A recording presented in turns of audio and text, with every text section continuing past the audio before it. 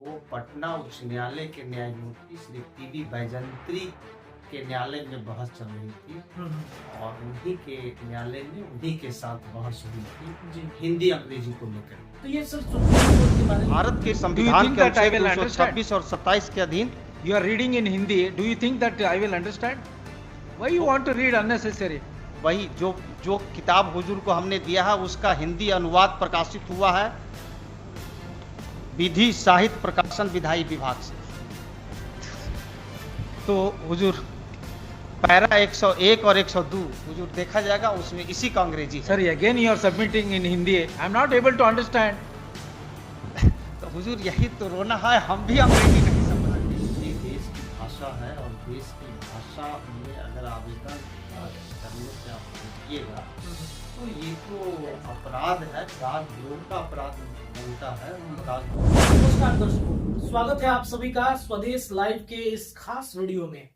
हमारे साथ फ्रेम में दूसरी तरफ आप जिन्हें देख रहे होंगे ये दरअसल वकील हैं और इनका वीडियो आपने पहले भी देखा होगा। अगर नहीं देखा है तो एक बार वीडियो चला के हम आपको दिखा देते हैं, फिर पूरा मामला हम जो है वो बताएंगे कि क्या है।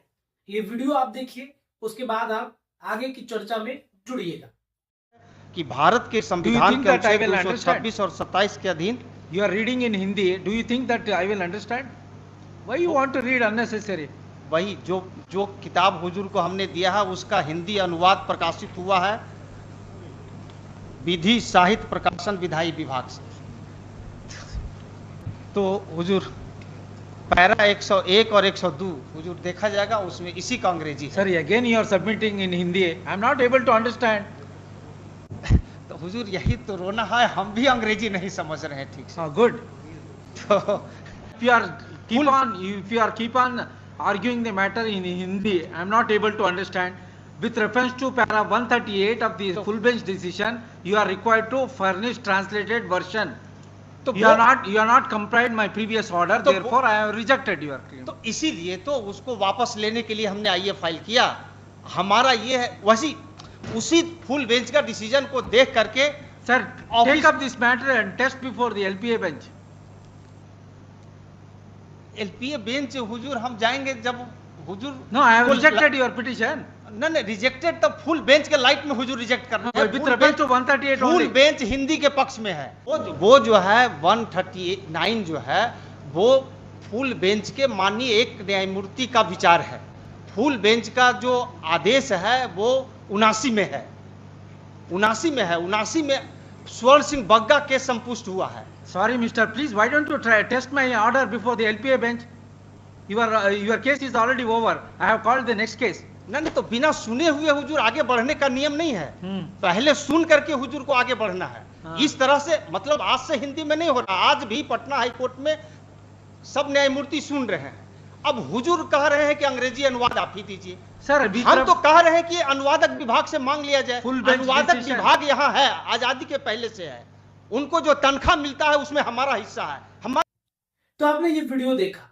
ये वीडियो एक वकील और एक जज के बहस की वीडियो है। इस वीडियो को देखने के बाद आपको पूरा प्रकरण थोड़ा बहुत समझ में आ रहा होगा। वो फ्लैशबैक में आप जा रहे होंगे। ये वीडियो इतना चर्चा में आ गया था, सर ने जिस तरीके से एक जज के साथ बहस की, उसके बाद एक नियम, एक कानून जो है तब से बन गया सुप्रीम कोर्ट के अंदर में। हमारे साथ इंद्रदेव प्रसाद सर जुड़े हुए हैं, पटना हाई कोर्ट के वकील। एक जज के साथ इनकी बहस हुई। मामला ये था कि जज साहब चाहते थे कि जो भी पिटीशन दायर किया गया है वो इंग्लिश में होना चाहिए। सर ने कहा कि नहीं भाई, हम इंग्लिश नहीं समझ में आती है तो हिंदी में हम क्यों नहीं बहस कर सकते हैं। और जबरदस्त सर और जो जज साहब थे उनमें भिड़ंत होता है और फिर कैसे पूरा प्रकरण होता है उसमें विशेष जानकारी लेंगे। सर, आपका बहुत बहुत स्वागत है हमारे चैनल पे। अरे है आपका। वो पटना उच्च न्यायालय के न्यायमूर्ति श्री टीबी बैजंत्री के न्यायालय में बहस चल रही थी और उन्हीं के न्यायालय में उन्हीं के साथ बहस हुई थी जी। हिंदी अंग्रेजी को लेकर। तो ये सर सुप्रीम कोर्ट के बारे में लोग चर्चा करते हैं कि सुप्रीम कोर्ट के जज हैं, सुप्रीम कोर्ट में पूरा नियम बदल गया। हाँ, सुप्रीम कोर्ट में हम 2016 में एक आवेदन दाखिल करने गए थे जी। तो सुप्रीम कोर्ट ने भी हिंदी आवेदन लेने से इनकार किया गया था। तो मैंने कहा था कि हिंदी देश की भाषा है और देश की भाषा में अगर आवेदन दाखिल करने से आप रोकिएगा तो ये तो अपराध है, राजद्रोह का अपराध बनता है, हम राजद्रोह का मुकदमा करेंगे। तो उसके बाद में कार्यालय बोला कि ठीक है सर, हम अंदर से समझ कर आते हैं, आप रुकिए। अंदर से समझ कर आए और बोले कि सर ये सुप्रीम कोर्ट रूल में लिखा हुआ है कि सुप्रीम कोर्ट में सब आवेदन अंग्रेजी में होगा जी। तो अब अगर इससे बड़ा आपको और क्या सबूत हम दे सकते हैं? अगर इसके बाद भी आपको कुछ कहना है तो आप वो रजिस्ट्रार साहब बैठे हुए हैं, उनसे जाके मिल सकते हैं। तो हम रजिस्ट्रार साहब से जाकर मिला और हमने कहा कि सर हम पटना हाई कोर्ट के अधिवक्ता हैं, देश की भाषा हिंदी में आवेदन लेकर आए हैं, आपका ऑफिस लेने से इनकार कर रहा है, राजद्रोह का अपराध कर रहा है। रजिस्ट्रार साहब बोले कि आप पटना हाई कोर्ट के अधिवक्ता हैं, हम आपका ऑनर करते हैं, चेयर खाली है, बैठ जाइए। कोई जरूरी नहीं है कि सबको सब कानून की जानकारी हो जाए। लगता है कि आपको संविधान का अनुच्छेद 348 की जानकारी नहीं है, इसीलिए आप हिंदी में आवेदन लेकर सुप्रीम कोर्ट आ गए। अगर आपको संविधान का अनुच्छेद 348 की जानकारी होती तो आपको हिंदी में आवेदन लेकर नहीं आते। मैंने कहा कि सर 348 हम पढ़ कर आए हैं, शायद आप संविधान का अनुच्छेद 350 नहीं पढ़े हैं, अगर पढ़े हुए होते तो आप हिंदी को नहीं रोकते जी। तो वो बताए क्या है 350। मैंने कहा कि संविधान का अनुच्छेद 350 देश की जनता को देश की भाषा में या राज्य की भाषा में अपनी व्यथा लिखने पढ़ने बोलने की स्वतंत्रता देता है और वो अधिकार देता है। तो वो 350 पढ़े और जैसे ही 350 पढ़े वैसे ही बोले यू आर राइट। जब आप हिंदी में आवेदन लेकर आ गए तो हमको लेना पड़ेगा और तुरंत अपने दूरभाष से कार्यालय को आदेश दिए कि हिंदी आवेदन का दाखला स्वीकार करो। और दूसरे दिन अखबार में निकला, जीत के आगे झुका सुप्रीम कोर्ट। तो वही समाचार पढ़ करके देश के कोने कोने के लोग जो हिंदी पर काम कर रहे थे वे हमसे संपर्क किए। तो वो संपर्क किए, उसके बाद में आज भी संपर्क में सब लोग हैं और सबसे बातचीत होती है और हिंदी पर हम लोग काम कर रहे हैं। तो ये सर अब मतलब ये न्यायालय में एक प्रक्रिया हो गई कि अब हिंदी में भी मतलब जिनको देना होगा आवेदन पिटीशन वो दायर कर सकते हैं, बहस की जा सकती है। हाँ, बहस की जा सकती है, दायर भी हो सकता है। उच्चतम न्यायालय में 2016 से लगातार हिंदी में आवेदन दाखिल हो रहा है। मेरे कार्यालय से अब तक 22-23 मुकदमे हिंदी में दाखिल हुए हैं, लेकिन हर मुकदमा में उसका अंग्रेजी अनुवाद मांग दी जाती है। हम हर मुकदमा में अंग्रेजी अनुवाद देने से इनकार करते हैं। कुछ मुकदमा का अंग्रेजी अनुवाद उच्चतम न्यायालय का अनुवादक विभाग बनाया है, कुछ मुकदमा का अनुवाद लीगल सर्विस कमेटी बनाया है और कुछ मुकदमा बिना अनुवाद के सुनवाई पर चढ़ा है। ये सब प्रक्रिया वहां चल रही है। पटना हाई कोर्ट में हिंदी स्थापित हो गया है। पटना हाई कोर्ट जैसे उच्चतम न्यायालय में रोका जा रहा है हिंदी को, वैसे ही पटना हाई कोर्ट में भी रोका जा रहा था। 98 में हम अधिवक्ता बने जी और 98 से ही हम हिंदी में आवेदन दाखिल करते आ रहे हैं और अधिकांश न्यायमूर्ति प्रसन्नता पूर्वक हिंदी आवेदन के गुण दोष पर सुनवाई करते आ रहे हैं। अपवाद स्वरूप कुछ न्यायमूर्ति हिंदी आवेदन को रोकते हैं और जिसमें रोकते हैं उसी में हिंदी अंग्रेजी के बीच बहस होती है और कोई न्यायमूर्ति लगातार बहुत दिन तक हिंदी को नहीं रोक पाए, कुछ क्षण के लिए ही रोक पाए। वो जैसे ही हमारी बात को ठीक से सुनने समझने का कोशिश किए वैसे हिंदी को रोकना छोड़ दिए। न्यायमूर्ति पीवी बैजंत्री जी भी अब हिंदी को रोकना छोड़ दिए हैं। वो तो खुली अदालत में बोलते हैं कि हम हिंदी सीखेगा, हमको हिंदी सिखाओ। उसके बाद मतलब बातचीत हुआ आपसे कि भाई हिंदी पर अब काम करना है, आपके साथ बैठ के चर्चा करनी है कि हिंदी कैसे बोली जाए? हाँ, वो हम न्यायमूर्ति पीवी बैजंत्री जी को कार्यक्रम में बुलाने के लिए आमंत्रण भी देने गए थे, मुख्य अतिथि के रूप में। तो उन्होंने कहा कि हमको माफ कर दो, इसलिए कि हो सकता है कि हमसे कुछ गलत बोला जाएगा तो पूरे देश में खिल्ली उड़ेगी, सिर्फ मेरा नहीं पूरे हाईकोर्ट की खिल्ली उड़ेगी। तो कार्यक्रम करो, यूट्यूब पर लोड कर देना, हम देख लेगा। तो इस तरीके से मतलब बातचीत आप दोनों के बीच में हुई थी और काफी मतलब चर्चा हुआ था आपके बारे में। कई तरह की बातें कही जाती हैं कि एक मतलब एक कहे तो एक आंदोलन ही इसे दिया गया था कि भाई ये इतने सालों से इंग्लिश में चला आ रहा था, जो लोग भी नहीं समझ पाते हैं, आपने उसे एक मिथ्या को जो है वो तोड़ दिया है। निश्चित निश्चित। उसमें न्यायमूर्ति अजय कुमार त्रिपाठी थे, अब गुजर गए हैं जी। वो जब अधिवक्ता थे तो हिंदी को रोकते थे हाईकोर्ट रूल के बल पर। अच्छा। जब न्यायमूर्ति बने तब पर भी हिंदी को रोकना शुरू कर दिए। वे मेरे हिंदी आवेदन को अनदर बेंच करते चले गए। अच्छा। लेकिन जब हम विधि पदाधिकारी बन गए, 2016 में हम विधि पदाधिकारी बने, तो विधि पदाधिकारी के हैसियत से जब सरकार का प्रति शपथ पत्र हम हिंदी में दाखिल किए तो मेरे हिंदी आवेदन को 10,000 रुपया खर्चा के साथ खारिज कर दिए। अच्छा। और बोले कि भाई खर्चा के साथ दूसरा आवेदन दाखिल कीजिए।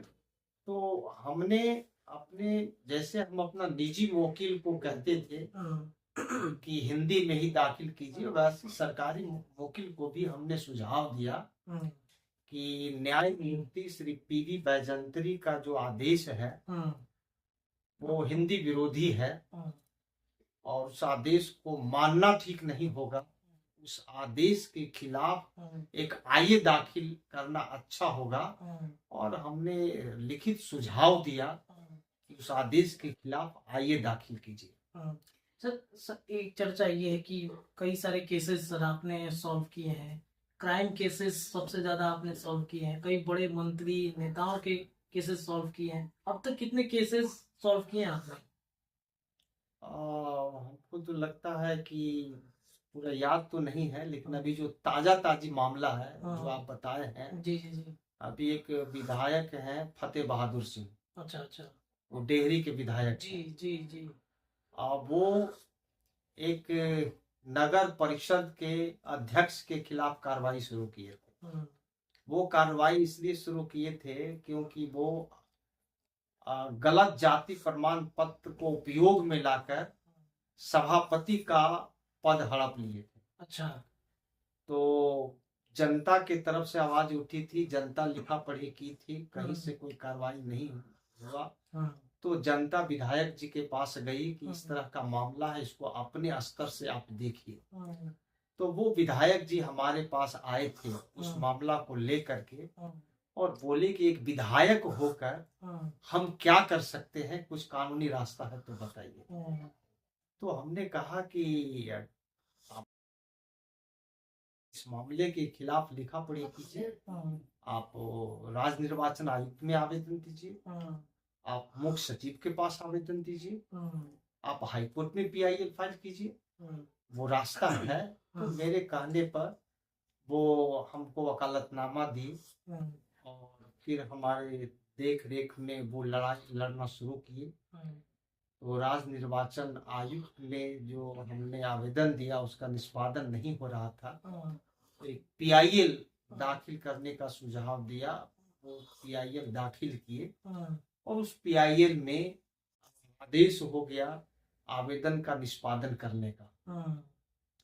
उस आवेदन का निष्पादन नहीं हुआ तो हमने न्यायालय अवमानवाद दाखिल करने का सुझाव दिया और वो मेरे सुझाव को मानकर न्यायालय अवमानवाद भी दाखिल कर दिया। उसके बाद उनके यहाँ आयकर विभाग का छापा पड़ गया। तब विधायक जी हमको बोले कि वकील साहब अगर हम लड़ाई शुरू नहीं करते तो हमारे के यहाँ छापा नहीं पड़ता, और जिसके खिलाफ हम लड़ रहे हैं उसका पैरवी बहुत दूर तक है, बहुत बड़े बड़े लोगों से उनका संपर्क है, वो नाजायज पैरवी करके मेरे के यहाँ छापा मरवा दिए। तो हम कहा कि अगर ये बात है तो इस लड़ाई को शुरुआत कीजिए। तो कैसे शुरुआत? मैंने कहा कि एक कंप्लेंट केस फाइल कीजिए। एक परिवार पर दाखिल हुआ डेहरी न्यायालय में, और उसमें अंचल अधिकारी से लेकर के मुख्य सचिव को मुदाले हम लोग बनाने का सुझाव दिया, और आयकर विभाग के दरोगा से लेकर के सर्वोच्च अधिकारी को मुदाले बनाने का सुझाव दिया, और वो परिवार दाखिल हुआ। हम बहस भी करने गए थे, तो एसडीजीएम साहब उसको खारिज कर दिए थे। अच्छा। ये कहते हुए कि अभी तो जाति प्रमाण पत्र अवैध घोषित ही नहीं हुआ, तो मामला बनता नहीं।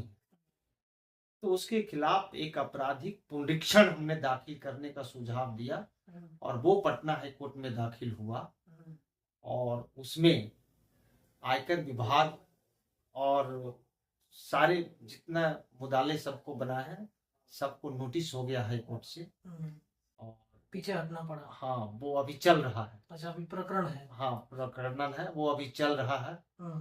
तो और लगता है कि उस केस का अंत 2 सिद्धि में होगा।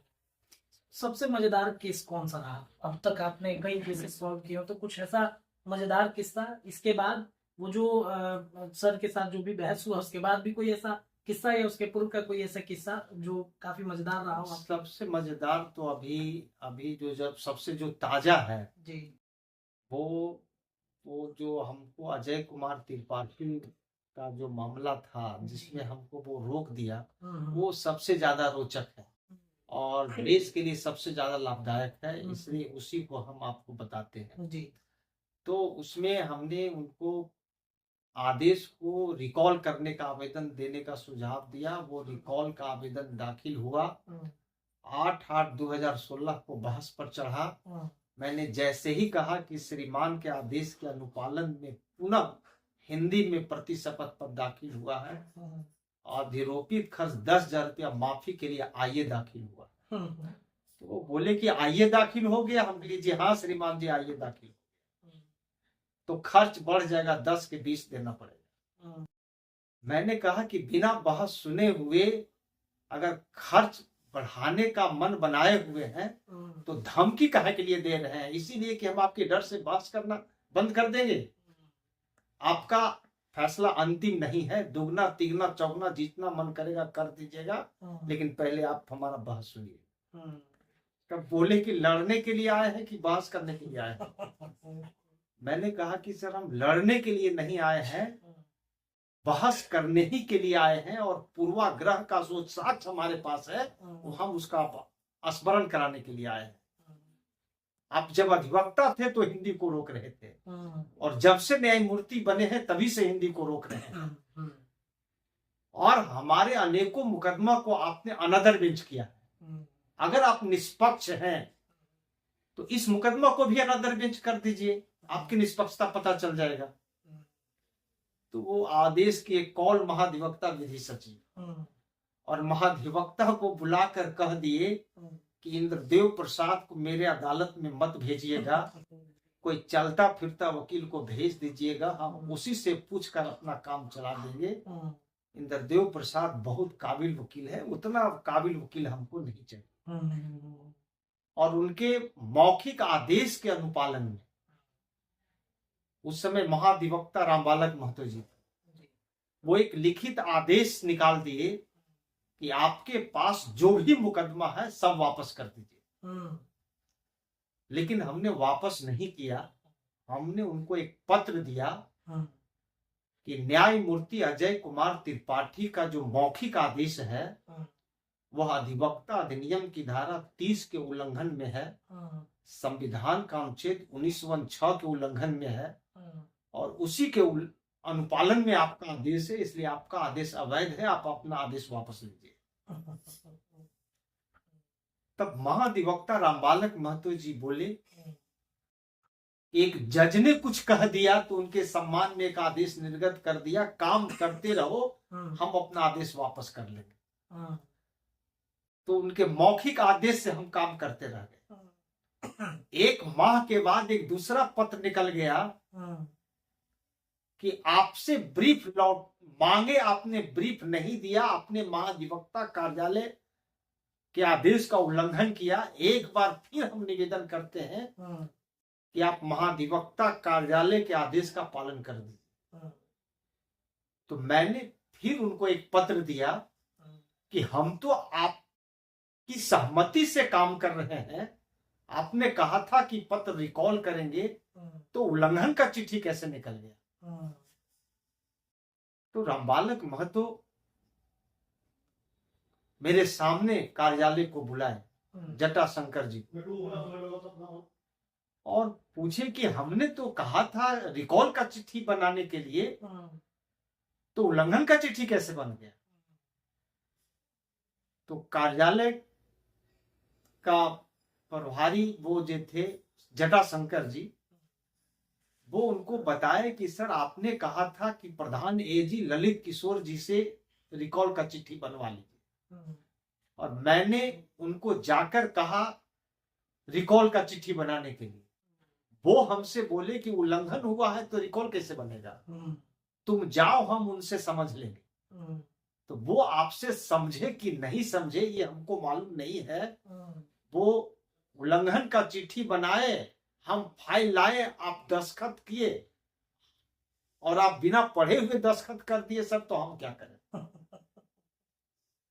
और तब तत्कालीन महाधिवक्ता रामबालक महतो जी हमसे बोले कि है तुम यही बैठा हुआ है, हम तुम्हारे सामने ऑफिस से इतना बतिया लिया जी, हम तुम्हारे सामने ऑफिस से बात नहीं करेंगे, तुम जाओ, हम ब्रीफ भेज रहे हैं। उसके बाद तुरंत 2 ब्रीफ दिए एलपीए का, और वो एलपीए भी हम फाइल कर दिया हिंदी में, और वो एलपीए भी चला गया अजय कुमार त्रिपाठी के जी। तो वो एक लिखित आदेश से उस एलपीए को की सुनवाई को पेंडिंग कर दी। अच्छा। और बोले कि जब फुल बेंच का फैसला आने के बाद इसको प्रस्तुत करने के लिए कहा। तो उसमें कंटेम्प्ट दाखिल हो गया। तो पटना डीएम साहब हमसे संपर्क किए कि सर उसमें कंटेम्प्ट दाखिल हो गया और केस का सुनवाई भी नहीं हो रही, तो अर्ली हेयरिंग का कोई उपाय कीजिए। तो हमने कहा कि ठीक है, एक स्टेटमेंट फैक्ट दीजिए अर्ली हेयरिंग का जी। तो वो स्टेटमेंट फैक्ट अंग्रेजी में आया, फिर हम उनका आईए बनाए हिंदी में। वो डीएम साहब एक पत्र लिखे महाधिवक्ता को, तब तक महाधिवक्ता हो गए थे ललित किशोर जी। अच्छा अच्छा। वो एक पत्र लिखे महाधिवक्ता को कि हिंदी के वजह से केस की सुनवाई नहीं हो रही है, और अर्ली हेयरिंग का जो आईए तैयार हुआ है इंद्रदेव प्रसाद जी एसी 27 के कार्यालय से, वह फिर हिंदी में हुआ है। तो इस पर हम श्रीमान का मार्गदर्शन चाहते हैं। तो उसी पर वो ब्रीफ वो हमसे मांग लिए और दूसरे विधि पदाधिकारी के यहाँ स्थानांतरित कर जी। तो उसी में हमने उनको बातचीत किया, तो वो हमको बोले कि भाई सरकार में रहना है तो हिंदी छोड़ना होगा, सरकार का सब काम अंग्रेजी में करना होगा। तो ये जो वो बोल दिए तो हमको लगा कि भाई तो राजद्रोह का अपराध कर दिया। तो उनके खिलाफ हम महामहिम राज्यपाल के समक्ष एक आवेदन दिया कि महाधिवक्ता बिहार श्री ललित किशोर हमारे ऊपर देश की भाषा हिंदी छोड़ने का दबाव बना रहे हैं। हम हिंदी छोड़ना नहीं चाहते हैं, हम उन पर राजद्रोह का मुकदमा करना चाहते हैं, आप हमको अनुमति दीजिए। उसके बाद कोतवाली थाना को एक आवेदन दिया एफआईआर के लिए, एफआईआर नहीं हुआ। वरीय पुलिस अधीक्षक से शिकायत किया कि भाई एफआईआर नहीं हो रहा है, फिर भी एफआईआर नहीं हुआ। परिवाद दाखिल किया कोर्ट में, जो सुनवाई के लिए मंजूर हो गया। उसमें मेरा शपथ पर बयान हो गया, जात साक्षियों का जात साक्ष्य कलमबंद हो गया, वो संज्ञान के बिंदु पर चल रहा है। इसी बीच वो सैंक्शन का आवेदन उनके खिलाफ दिया हुआ था जी। तो वो त्याग पत्र दे दिए। अच्छा। त्याग पत्र देने के पहले वो हमसे बुला करके पूछे थे कि आप मेरे पीछे काहे के लिए पड़े हुए हैं? हम हिंदी विरोधी नहीं, हम बेटी से हिंदी में बात करते हैं, दामाद से हिंदी में बात करते हैं। मेरा एक डीड कैथी में था, उसका अनुवाद हमने हिंदी में किया, तो हमको हिंदी से बहुत प्रेम है। हम हिंदी विरोधी नहीं है, आपका ब्रीफ हम नहीं रोके हैं, न्यायमूर्ति अजय कुमार त्रिपाठी जज रोके हैं। उस समय महाधिवक्ता हम नहीं थे, रामबालक महतो थे जी। और जब हम महाधिवक्ता बने तो एक कमेटी गठित किए, कमेटी के रिपोर्ट पर हम आपका बकाया का भुगतान करवा दिए। ठीक है, ब्रीफ चालू नहीं हुआ है तो एक आवेदन दीजिए, ब्रीफ भी चालू कर देते हैं। एक आवेदन दिए थे लेकिन उनका त्याग पत्र गया, सरकार त्याग पत्र स्वीकार कर ली, तो वो कहानी खत्म हो गया। उसके बाद महाधिवक्ता बने पीके शाही। पीके शाही जब महाधिवक्ता बने तो ये क्या किए कि हमारा बर्खास्तगी का अनुशंसा कर दिया और मेरे उन्हीं को मदद करने के लिए जी। हाँ, तो वो महाधिवक्ता पीके शाही हमारे 2 सहायक अधिवक्ता को तोड़ने में सफल हो गए। हमारे 2 सहायक अधिवक्ता का त्याग पत्र आ गया मेरे पास और हमको स्वीकार करना पड़ा, चाहते नहीं थे स्वीकार करना जी। तो जिनको स्वीकार किया उनका दूसरे विधि पदाधिकारी के यहाँ हो गया और उनको जो मानदेय वगैरह मिलता है उनको मिलना शुरू हो गया और उनके स्थान पर हमने 2 सहायक अधिवक्ता का जो अनुशंसा किया उसको महाधिवक्ता छुपा दिया। अच्छा।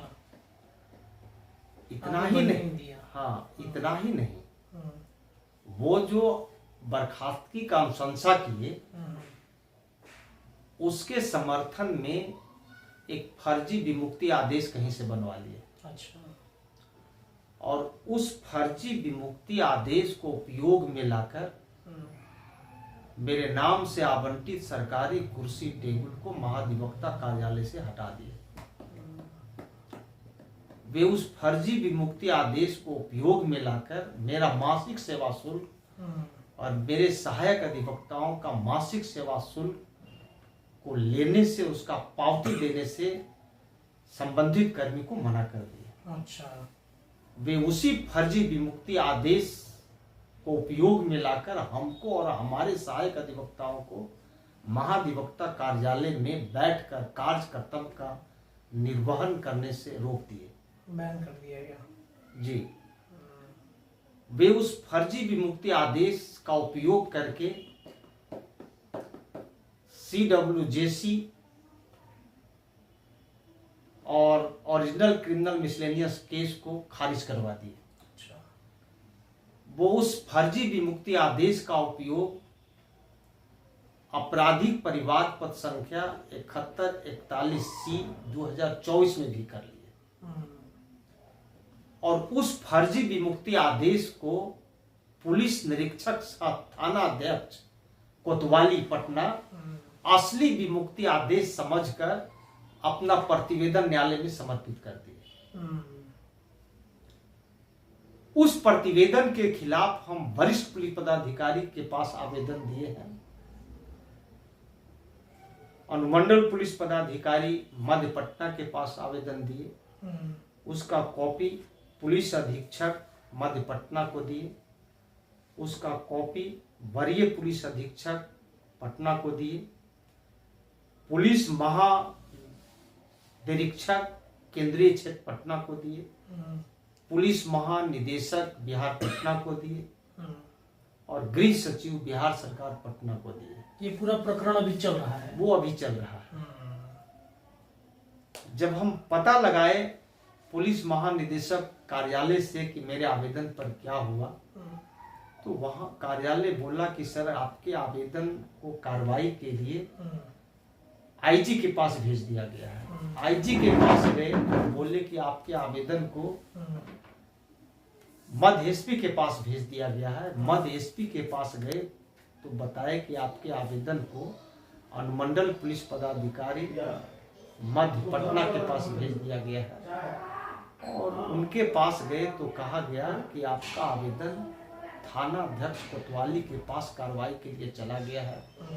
और थाना अध्यक्ष कोतवाली बोले कि न्यायालय सर्वोपरि है, हम सीजीएम साहब का नया आदेश का प्रतीक्षा कर रहे हैं। अच्छा, तो अभी मतलब क्या आगे का क्या प्रोसेस है? आगे का है कि सीजीएम साहब के पास भी उस प्रतिवेदन के खिलाफ एक आवेदन दिए हैं।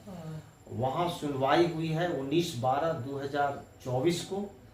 विस्तृत सुनवाई हुई है, जैसे आप सुन रहे हैं ना, जितना जैसे आप उस तरह से हमसे सीजीएम साहब बोले कि हम तह में जाना चाहते हैं, आप शुरू से अंत तक हिस्सा कहानी सुनाइए। विस्तृत सुनवाई हुई और बोले कि अब एफआईआर के अलावा कोई विकल्प नहीं है, हम इसमें आज ही कुछ ऑर्डर कर देंगे। लेकिन वो ऑर्डर नहीं हुआ। वो तारीख पड़ गया 20/1/2025 को। 20/1/2025 को भी विस्तृत सुनवाई हुई, बोले कि हम आज ही ऑर्डर कर देंगे, लेकिन फिर ऑर्डर नहीं हुआ। तारीख पड़ा गया फिर 20/2/2025 को। और तब हम क्या किए कि आज ही फाइल किए हैं। अच्छा, पटना हाईकोर्ट में एक आपराधिक रिट फाइल किया है। किनके ऊपर में? वो वही एफआईआर के लिए। अच्छा, महाधिवक्ता पीके शाही और पूर्व महाधिवक्ता श्री ललित किशोर पर एफआईआर के लिए हम पटना उच्च न्यायालय में आपराधिक रिट आज ही दाखिल किया है। अच्छा। उसका टोकन नंबर भी हमको मिल गया है। टोकन नंबर है 6602/2025। तब आगे का प्रोसेस अब कोर्ट में होगा सब कुछ? वो कोर्ट में होगा। तो ये प्रकरण अभी चल रहा है फिलहाल? हाँ, ये चल रहा है और उसमें एफआईआर होकर के रहेगा। इसलिए कानून से सबके हाथ बंधे हुए हैं। एफआईआर पर संविधान पीठ का एक फैसला है। वो फैसला 2013 का 12 नवंबर 2013 का ललिता कुमारी बनाम उत्तर प्रदेश सरकार एवं अन्य है। उसमें कहा गया है कि सूचना से अगर संज्ञेय अपराध बनता है तो कोई प्रारंभिक जांच की जरूरत नहीं है।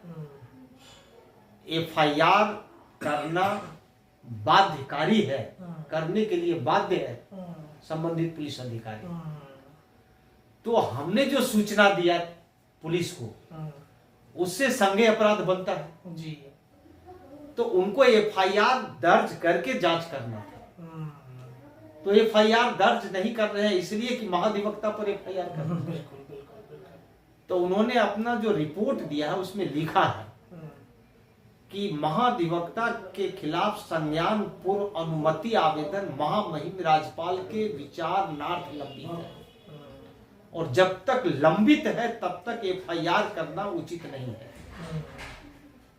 तो वो उनके खिलाफ चला गया, अभियुक्त के खिलाफ चला गया। इसलिए चला गया कि इस पर उच्चतम न्यायालय का फैसला आ गया है कि संज्ञान पूर्व अनुमति आवेदन अगर 4 माह तक लंबित रह गया तो माना जाएगा कि अनुमति मिल गया।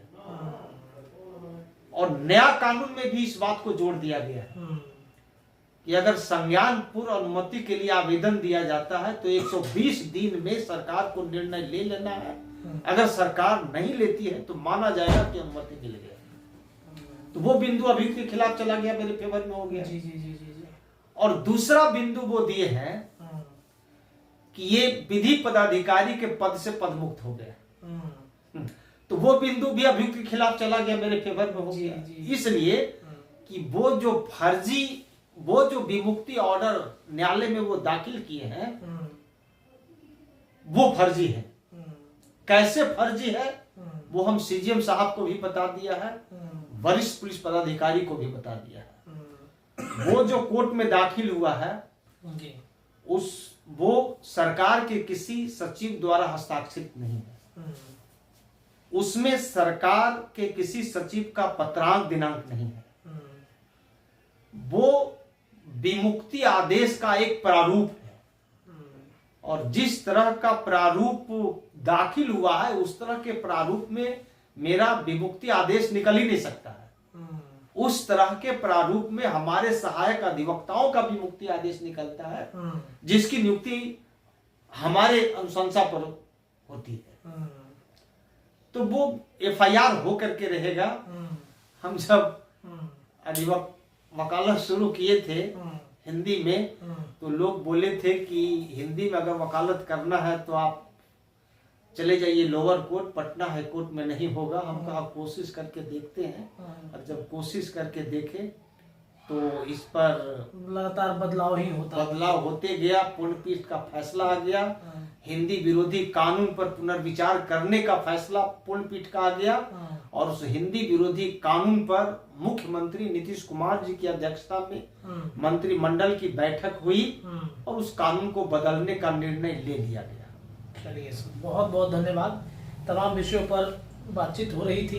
इंद्रदेव प्रसाद सर हमारे साथ मौजूद हैं। जो प्रकरण है हिंदी को लेकर के न्यायालय के अंदर क्या परिस्थितियां बनती है, इस पर भी हम चर्चा कर रहे थे। इंद्रदेव सर ने बहुत सारी रोचक बातें बताई, और जो मामला कोर्ट के अंदर हम तो देखते हैं कि केस ही सुनवाई हो रहा है, लेकिन कोर्ट के अंदर भी एक मामला चल रहा होता है जिस बारे में सर ने ब्रीफ करके बताया है। फिलहाल इस स्पेशल खबर में इतना ही, लेकिन ऐसी खबरें लगातार स्वदेश लाइव के माध्यम से हम आप तक पहुंचाते रहेंगे। सर बहुत बहुत एक बार फिर से आपका शुक्रिया, धन्यवाद। आपका भी बहुत बहुत आभार कि आपने हमको आमंत्रित किया और हमसे तरह तरह का सवाल पूछे, जिससे हमको अपनी बात को रखने का मौका मिला। क्योंकि ये सब बात तो जल्दी कोई सुनने का हिम्मत ही नहीं करते हैं। बिल्कुल बिल्कुल सर, बहुत बहुत धन्यवाद सर। तमाम विषयों पर और भी बातचीत हम करते रहेंगे। जुड़े रहिए अपने चैनल के साथ। अपनी राय आप कमेंट में रख सकते हैं। धन्यवाद।